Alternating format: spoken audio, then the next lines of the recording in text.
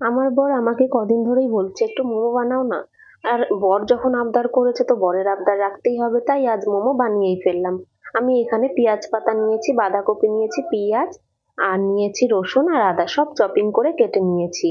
আর এখানে নিয়েছি আমি ময়দাটা আগে সামান্য নুন দিয়ে ময়দাটা একটু শক্ত করে মেখে রেখে দেবো। মাখা হয়ে গেছে, তারপরে এখানে একটা আমি সুতির কাপড় নিয়েছি, কাপড়টা একটু জল দিয়ে ভিজিয়ে নিয়েছি, ভিজিয়ে এবার ময়দাটা ঢেকে রেখে দিলাম।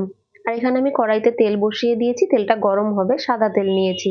আর যে সবজিগুলো কেটেছি সেই সবজিগুলো সব একটা জায়গায় নিয়ে নিলাম।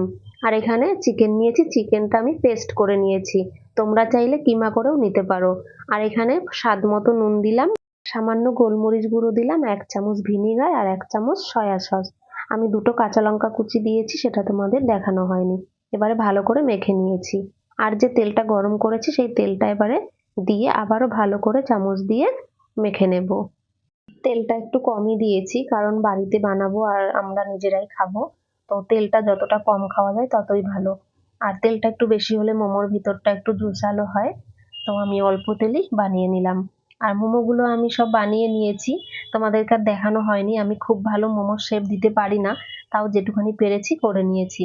আর এখানে আমি আগেই জল গরম বসিয়ে দিয়েছি, এবার মোমোগুলো দিয়ে আমি ভাপে বসিয়ে দিলাম। আর আমি ঝুড়িতে বসিয়েছি, ঝুড়িতে আগে একটু তেল মাখিয়ে নিয়েছি।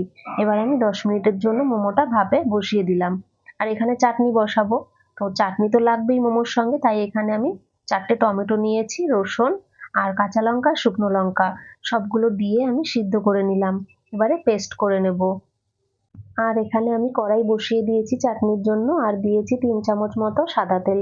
আর 1 চামচ দিলাম রসুন কুচি আর 1 চামচ আদা কুচি। 10 সেকেন্ড নাড়াচাড়া করে তারপরে এখানে দুটো কাঁচা লঙ্কা কুচি দিয়ে দিলাম। চাটনি দিয়ে মোমোটা খেতেই বেশি ভালো লাগে, তাই শুধু চাটনিটাই করব। তারপরে 10 সেকেন্ড মতো আবারও নাড়াচাড়া করে এখানে দিয়ে দিলাম ধনে পাতার যে শক্ত ডাঁটিটা, সেটা কুচি করে দিয়ে দিয়েছি। আবারও 10 সেকেন্ড নাড়িয়ে নেব। তারপরে দিয়ে দিলাম 1/2 চামচ কাশ্মীরি লঙ্কার গুঁড়ো কালারের জন্য, এতে চাটনির কালারটা খুব সুন্দর আসে। আবারও 10 থেকে 15 সেকেন্ড নাড়াচাড়া করে তারপরে এখানে যে টমেটো পেস্ট করে রেখেছি সেই পেস্টটা দিয়ে দিলাম।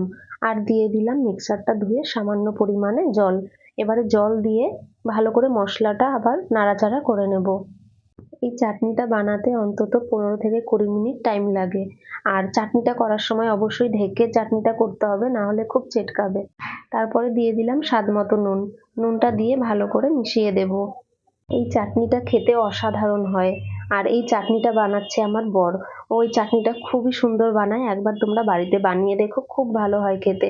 তারপরে এখানে 1 চামচ ভিনিগার দিয়ে দিলাম, আর দিলাম 1 চামচ সয়া সস, আর দিলাম সামান্য পরিমাণে চিনি, আর দিলাম সামান্য গোলমরিচ গুঁড়ো। ভালো করে মশলাগুলো মিশিয়ে এবারে রান্না করে নেব যতক্ষণে না চাটনি থেকে জল ভাবটা কেটে যায়। জল ভাবটা কেটে গেছে, হয়ে গেছে চাটনি, নামিয়ে নিয়েছি। মোমোর জন্য তো চাটনি রেডি হয়ে গেছে। এবারে দেখি মোমোটা কি হলো। মোমোটাও আমার এদিকে রেডি হয়ে গেছে, এবার আমি নামিয়ে নেব। আর কি সুন্দর হয়েছে মোমোগুলো, গরম গরম মোমো চাটনির সঙ্গে জাস্ট অসাধারণ লাগবে খেতে। আর কেমন হয়েছে আমার এই রেসিপিটা অবশ্যই কমেন্ট করে কিন্তু জানাবে। ভালো লাগলে একটা লাইক কমেন্ট শেয়ার করে দেবে। তাহলে এখানেই ভিডিওটা শেষ করছি, আবার দেখা হবে নতুন কোনো ভিডিওতে।